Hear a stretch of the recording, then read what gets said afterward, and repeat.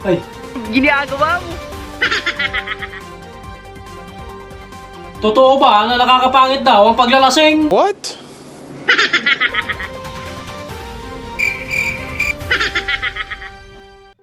Naniniwala ba kayo ron?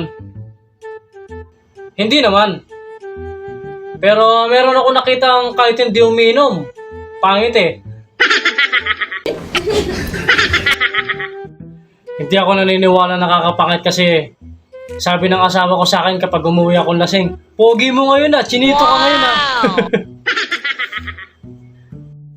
Oo, naniniwala akong pumangit ako noon. Nung ginulpi ako ng asawa ko noon, nung umuwi akong lasing na lasing. Siguro masasabi kong nakakapangit siya kapag siguro tinagi mo na hindi mo na kayanan yung lasa. Parang ganito oh.